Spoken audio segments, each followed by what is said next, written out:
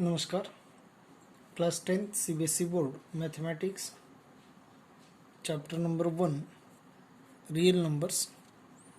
इस चैप्टर में हमने इससे पहले जो वीडियो हमने बनाया है उसमें हमने यूक्लिड्स डिवीजन लेमा उसके बारे में हमने डिस्कस किया था।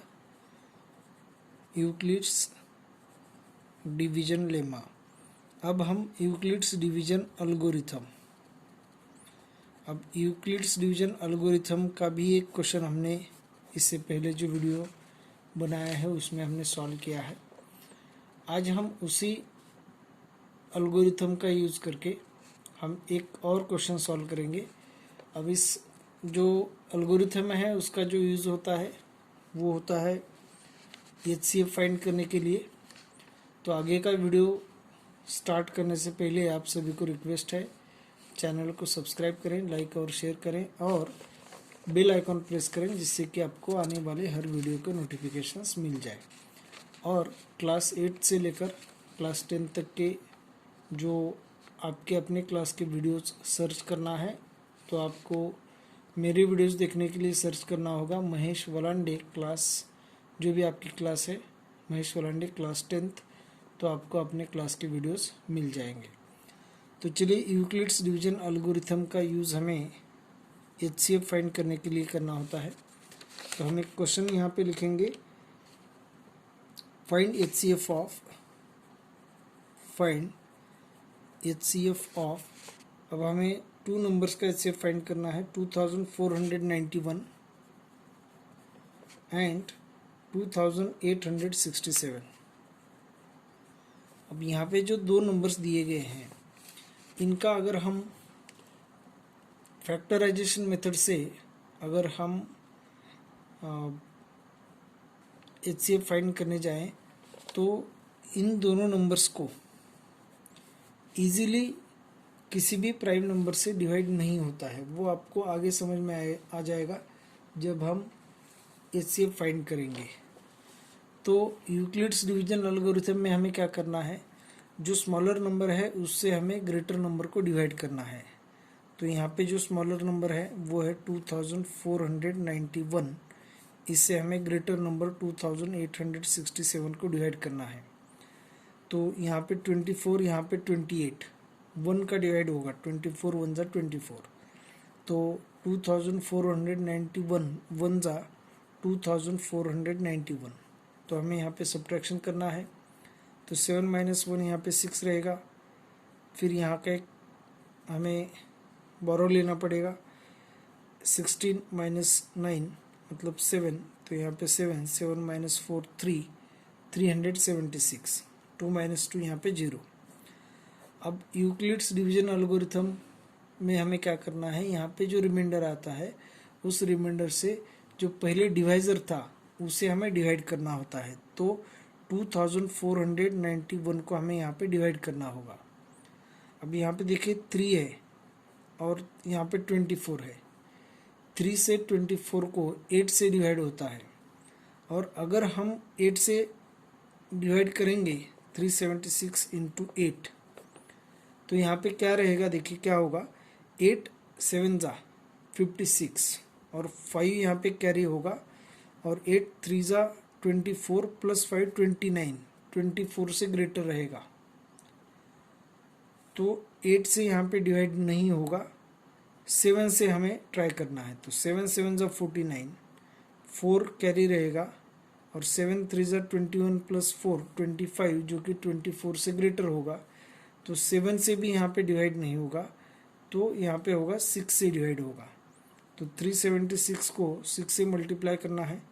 तो 6 6 जा 36 कैरी 3, 6 7 जा 42 + 3 45 कैरी 4, 6 3 जा 18 + 4 22, 2256 हमें यहाँ पे सब्ट्रैक्ट करना पड़ेगा।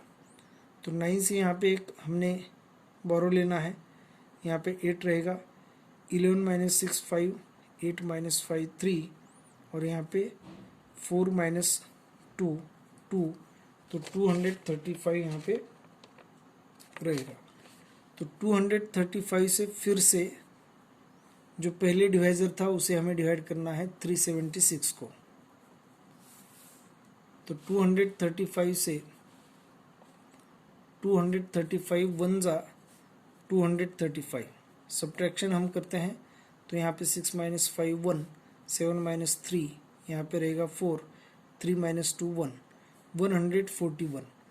फिर हमें जो रिमाइंडर है उससे पहले जो डिवाइज़र था उसको डिवाइड करना है 235, फिर 141 वन जा 141, फिर सब्ट्रैक्शन होगा 5 माइनस 1 4, यहाँ पे 13 माइनस 4, तो यहाँ पे रहेगा 9 और यहाँ पे 0, क्योंकि यहाँ पे एक हमने कैरी लिया है।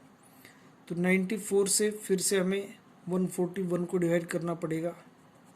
94 वन जा 94, सब्ट्रैक्शन अगर हम करते हैं तो यहाँ पे 11 माइनस 4 7, यहाँ पे 3, तो 13 माइनस 9 4 47, फिर 47 से हमें 94 को डिवाइड करना पड़ेगा, जो कि रूल ऐसा है कि रिमाइंडर से हमें पहले का जो डिवाइज़र था उसको डिवाइड करते रहना है जब तक रिमाइंडर 0 नहीं मिलेगा। अब देखिए 47 2 जा 94, तो यहाँ पे हमें रिमाइंडर 0 मिलेगा।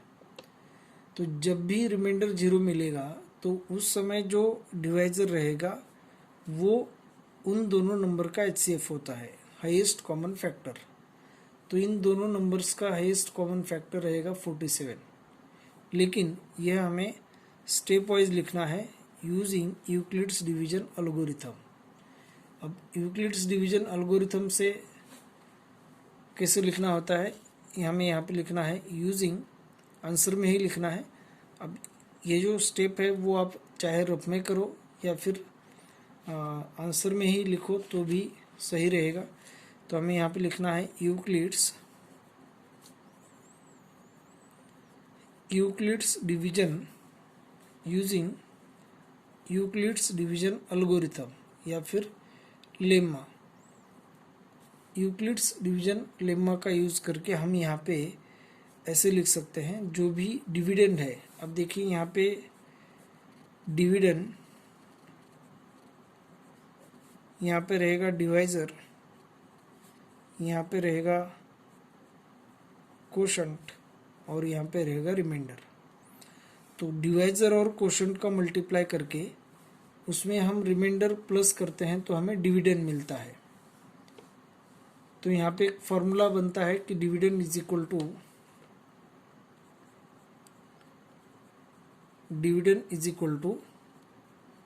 Divisor into quotient plus remainder. अब इसी फॉर्मूला का यूज़ करके, इसी कंसेप्ट का यूज़ करके हमें यूक्लिड्स डिवीजन लेमा लिखना है यूजिंग यूक्लिड्स डिवीजन लेमा। अब ये क्या कहेगा, Euclid's division lemma dividend 2867 is equal to 2491 into 1, 2491 into 1 plus यहाँ पे रिमाइंडर रहेगा 376। अब रिमाइंडर हमें 0 चाहिए, तो यहाँ पे रिमाइंडर 0 नहीं है, तो हमें यहाँ पे लिखना है remainder is not 0, remainder is not 0, remainder 0 नहीं है। इसीलिए again using Euclid's Euclid's division lemma, फिर से हम यूक्लिड्स डिवीजन लेमा का यूज़ करके यहाँ पे जो यह फॉर्मूला बनता है वो हमें लिखना है। यहाँ का dividend 2491 is equal to divisor into quotient 376 into 6 plus remainder यहाँ का 235। फिर से यहाँ पे रिमाइंडर 0 नहीं है, तो यही जो स्टेटमेंट है वही हमें यहाँ पे लिखना है। और यूजिंग यूक्लिड्स डिवीजन लेमा, फिर से जो नया स्टेटमेंट रहेगा तो यहाँ का जो डिविडेंड है, मतलब पहले का जो डिविडेंड था, डिवाइज़र था, वो अब यहाँ पे डिविडेंड होगा। तो 376 is equal to 235 into 1 plus remainder 141। तो यहाँ पे भी रिमाइंडर 0 नहीं है, तो फिर से वही स्टेटमेंट हमें यहाँ पे लिखना है। और यहाँ का डिविडेंड 235 इक्वल टू, फिर इनका मल्टीप्लिकेशन 144 इंटू 1 प्लस रिमाइंडर 94। फिर से यहाँ पे रिमाइंडर 0 नहीं है, तो यही स्टेटमेंट फिर यहाँ पे लिखना है। यूजिंग यूक्लिड्स डिवीजन लेमा, फिर यहाँ का डिविडेंड जो है 141 है, तो 141 is equal to 94 into 1 plus remainder 47। अब यहाँ पे भी रिमाइंडर 0 नहीं है, तो फिर से हमें यूजिंग यूक्लिड्स डिवीजन लेमा, अब यहाँ पे 94 is equal to 47 into 2 plus यहाँ पे रिमाइंडर 0 है, तो यहाँ पे प्लस 0 लिखना है। तो रिमाइंडर यहाँ पे 0 आया है, तो हमें लिखना है रिमाइंडर इज 0, रिमाइंडर 0 है, तो इसीलिए hence HCF is equal to, अब यहाँ का जो डिवाइज़र होगा वो HCF होगा। तो यहाँ पे डिवाइज़र है 47, तो HCF यहाँ पे होगा 47। तो इस तरीके से हमें जो यूक्लिड्स डिवीजन लेमा है उसका यूज़ करके हमें यूक्लिड्स डिवीजन एल्गोरिथम लिखना है। एल्गोरिथम का मतलब होता है सेट ऑफ रूल्स, या रूल्स जो होते हैं उनकी स्टेप्स। अब ये रूल है जो हमें HCF फाइंड करने के लिए यूज़ करना होता है, तो वही हमने यहाँ पे लिखा है। इसके बाद जो एक्सरसाइज के क्वेश्चन हैं आपकी टेक्स्ट बुक की एक्सरसाइज 1.1 जो है, उसमें आप क्वेश्चन नंबर 1 इसी एल्गोरिथम का यूज़ करके लिख सकते हैं। तो हम एक्सरसाइज का भी नेक्स्ट सेकंड क्वेश्चन सॉल्व करेंगे। Exercise 1.1 question number 2। क्वेश्चन क्या है देखिए, show that any positive odd integer is of the form 6 cube plus 1, 6 cube plus 3 और 6 cube plus 5 where q is some integer। इसका मतलब कोई भी अगर हम पॉजिटिव ऑड इंटीजर लेते हैं तो उसका जो फॉर्म होगा वो फॉर्म या तो 6 क्यूब प्लस 1 या फिर 6 क्यूब प्लस 3 या फिर 6 क्यूब प्लस 5। ऑड इंटीजर अगर है तो उसको हम इन तीनों में से एक फॉर्म में लिख सकते हैं। इसका मतलब इन तीनों के अलावा कोई और जो फॉर्म है वो नहीं रहेगा, इन तीनों में से एक ही रहेगा। एग्जाम्पल देखते हैं कि सपोज हमने अगर 15 एक नंबर लिया है, तो 15 अगर हमने नंबर लिया है तो 6 क्यूब मतलब 6 इंटू 2 12 प्लस 3, तो 6 क्यूब प्लस 3, 6 क्यूब प्लस 3 इस फॉर्म में आएगा। अगर हम 16 नंबर लेते हैं तो 6 इंटू क्यूब 6 2 ज़ा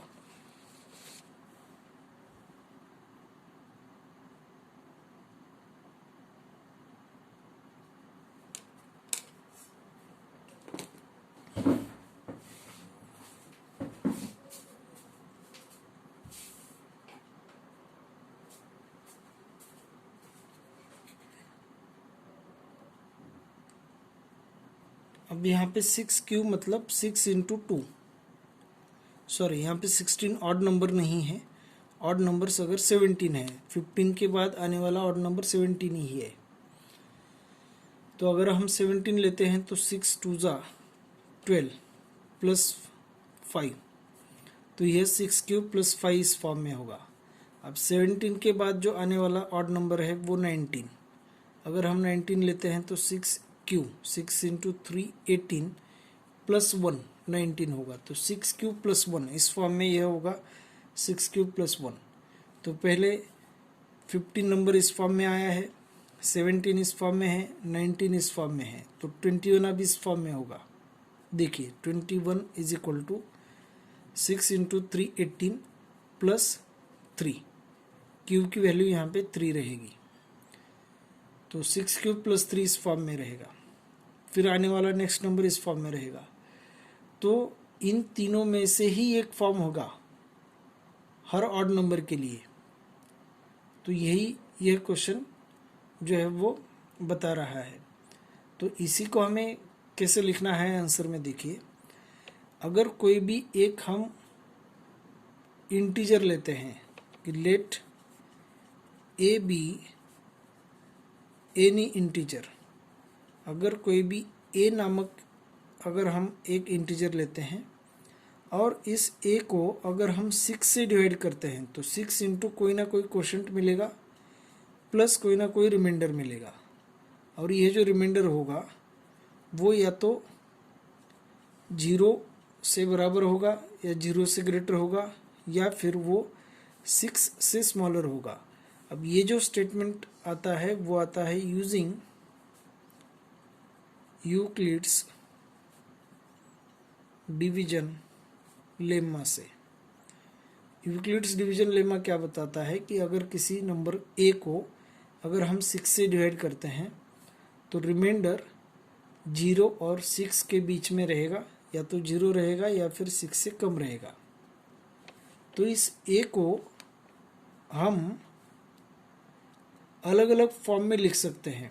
रिमाइंडर 0 से लेकर 5 तक रहेगा। 0 to 6 मतलब 0 रह सकता है, 1 2 3 4 या फिर 5 रह सकता है रिमाइंडर। जब रिमाइंडर 0 हो तो ये जो नंबर आएगा वो फॉर्म आएगा इस नंबर का 6³ + 0। जब रिमाइंडर 1 होगा तो इस नंबर का फॉर्म होगा 6³ + 1। जब रिमाइंडर 2 होगा तो 6³ + 2, 6³ + 3, फिर उसके बाद 6³ यही ए नंबर +4 और 6³ + 5। अब इनमें से ही कोई भी एक फॉर्म हो सकता है, कोई भी अगर हम इंटीजर ले लेते हैं तो। अब इंटीजर अगर है कोई भी तो वो 2 ही फॉर्म में रह सकता है, एक तो ऑड रहेगा या फिर इवन रहेगा।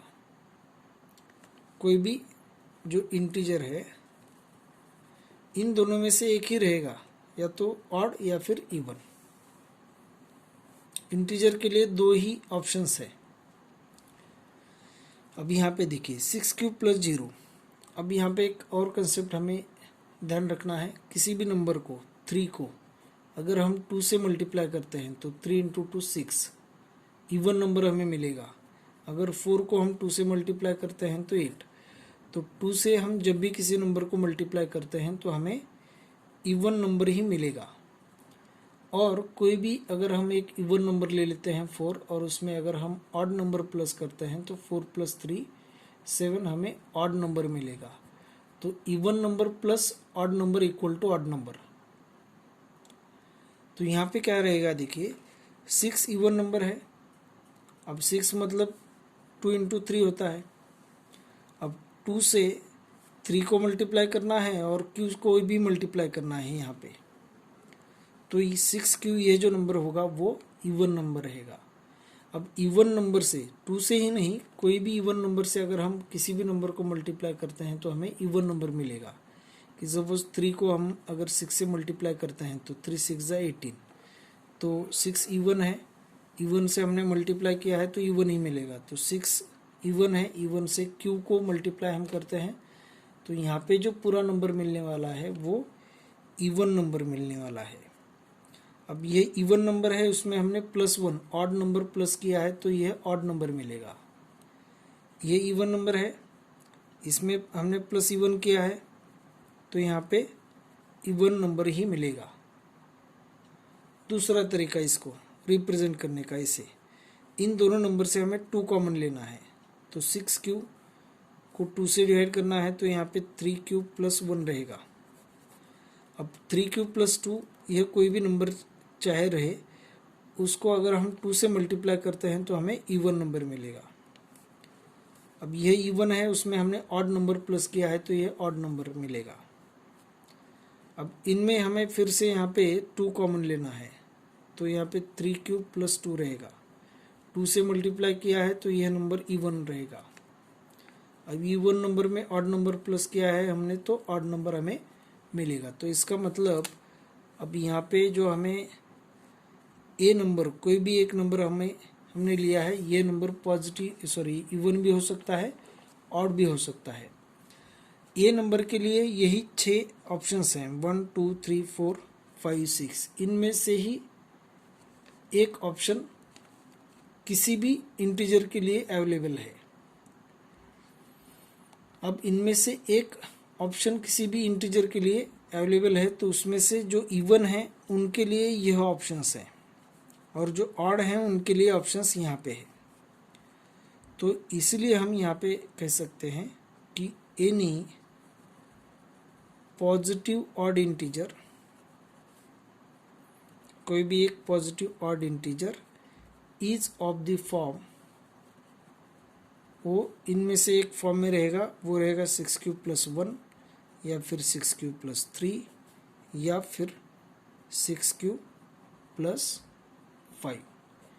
इनमें से ही किसी एक फॉर्म में ऑड इंटीजर रह सकता है, इसके अलावा कोई भी और फॉर्म यहाँ पे नहीं रहेगा।